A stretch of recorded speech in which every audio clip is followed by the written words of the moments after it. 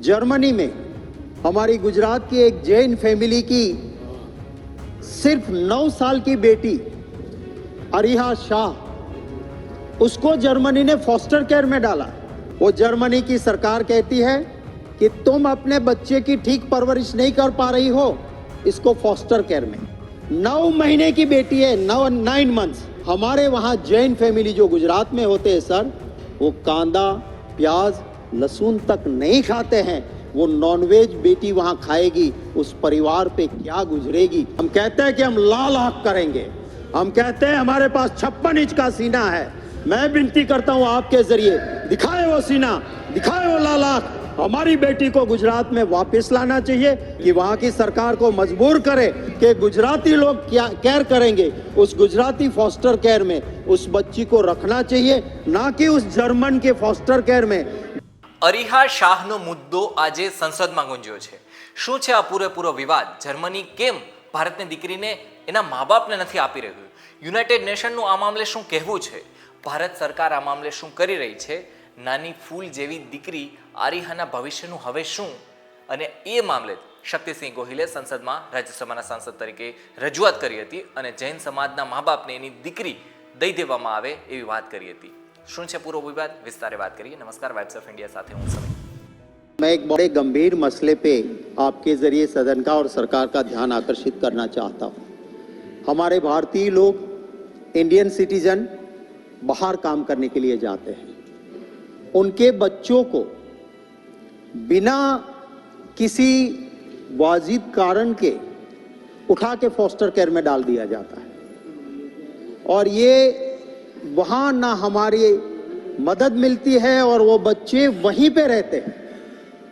Germany में हमारी गुजरात की एक जैन फैमिली की सिर्फ 9 साल की बेटी अरिहा शाह, उसको जर्मनी ने फॉस्टर केयर में डाला। माननीय उपसभापति महोदय, क्या वजह थी? वजह सिर्फ यही थी कि ऑयल का मालिश करके फिर जब वो नहलाने लगी, उससे हाथ से वो बच्ची फिसल गई और जब टब में गिरी तो थोड़ी इंजरी हुई थी उसको। माता पिता अस्पताल लेके जाते हैं उस बच्ची की ट्रीटमेंट के लिए। तब अस्पताल कहती है कि इसको जो इंजरी हुई है जेनेटिकल पार्ट पे, तो हो सकता है सेक्सुअल एब्यूज हो, तो पुलिस केस बनेगा। माता पिता ने कहा जांच करवा लो, पुलिस केस बना। पुलिस ने कुछ नहीं पाया। फिर भी वो जर्मनी की सरकार कहती है कि तुम अपने बच्चे की ठीक परवरिश नहीं कर पा रही हो, इसको फॉस्टर केयर में। 9 महीने की बेटी है, 9 मंथ्स। आज उसको 3 साल होने जा रहा है, वो जर्मनी के फॉस्टर केयर में है। और ये यूएन कन्वेंशन में ये तय हुआ है कि किसी भी बच्चे को अपने कल्चर का अधिकार है। अब वो जर्मनी भाषा सीख लेगी।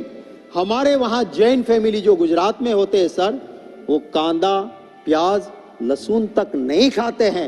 वो नॉनवेज बेटी वहाँ खाएगी, उस परिवार पे क्या गुजरेगी।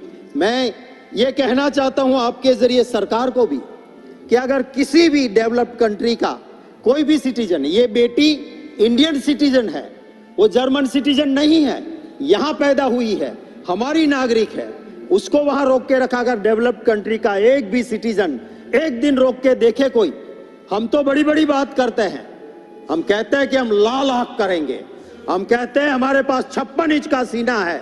मैं विनती करता हूं आपके जरिए, दिखाए वो सीना, दिखाए वो लाल आंख।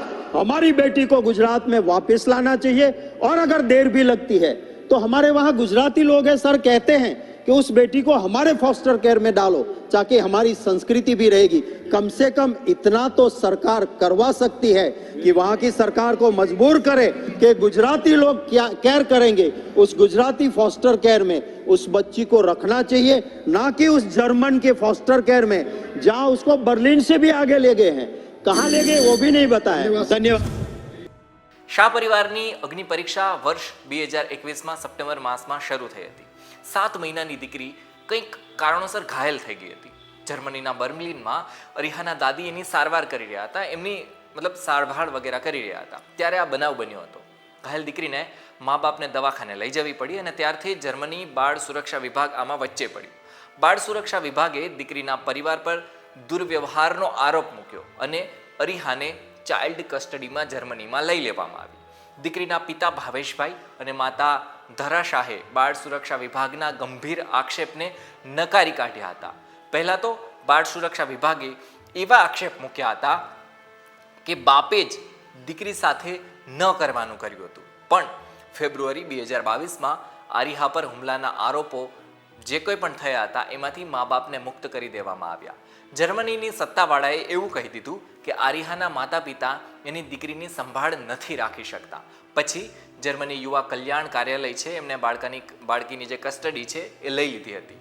આપણે જાણીએ જ છીએ, જો અત્યારે આપણે જૈન સમાજની વાત કરીએ તો જૈન સમાજ ગુજરાત અને ભારત બંનેમાં ઓછી સંખ્યામાં છે, બહુ ઓછો છે, પણ એક બૌદ્ધિક, શાંત, સમજુ આ બધું મળી અને એમણે પોતાની જે ઓળખ છે એ મેળવી છે કે જૈન સમાજ એકદમ શાંત છે, સમજુ છે, બૌદ્ધિક છે.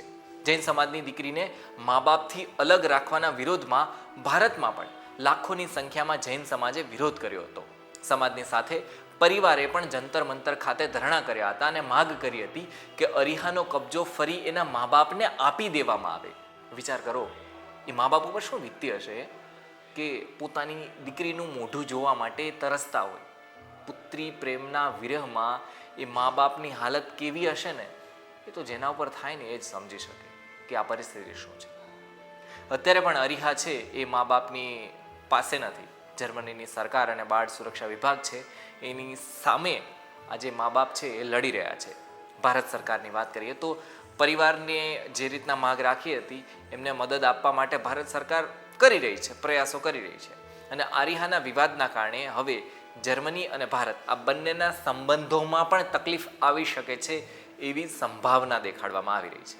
ભારત સરકારે જર્મનીને કહી દીધું છે કે આરિહાના મુદ્દાના કારણે જર્મની ભારતના નાગરિકતાના સાંસ્કૃતિક હિતો છે અને અધિકારો છે એનું ઉલ્લંઘન કરી રહી છે.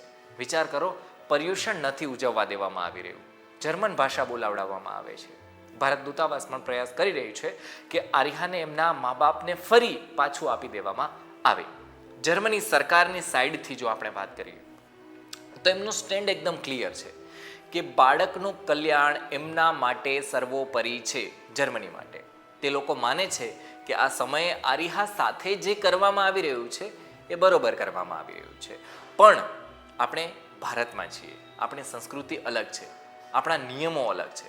સંસદમાં અરીહા શાહનો મુદ્દો છે ગુંજ્યો છે. શક્તિસિંહ ગોહિલે આ મુદ્દો ઉપાડ્યો છે અને હવે એના કારણે અરીહાને એના મા બાપને આપી દેવામાં આવશે કે કેમ? કારણ કે હવે સરકારને વધારે મદદ કરવી પડશે, પ્રયાસો કરવા પડશે.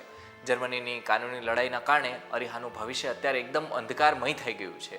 જે માની અને બાપની હૂંફ પ્રેમ એમને મળવો જોઈએ અત્યારે મળી નથી રહ્યો. અરીહાનું ભવિષ્ય અત્યારે અંધકારમાં છે એવું જૈન સમાજનું માનવું છે.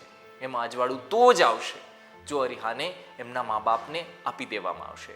હવે આગળ આ મામલે શું થશે તો જોવાનું રહેશે, કારણ કે હવે આ ગુંજ સડક પૂરતી કે જર્મની પૂરતી કે એના મા બાપ પૂરતી કે સમાજ પૂરતી સીમિત નથી રહી, આ સંસદમાં ગુંજી છે. ભારતના બંધારણમાં જે સંસદની વાત કરવામાં આવી છે અનુચ્છેદ 79, 80, 81માં એ સંસદમાં આ માંગ ગુંજી છે. હવે શું થશે એ જોવાનું રહેશે. આશા કરીએ છીએ કે જર્મનીમાંથી એમની દીકરી જે છે મા બાપને મળી જાય. ધન્યવાદ.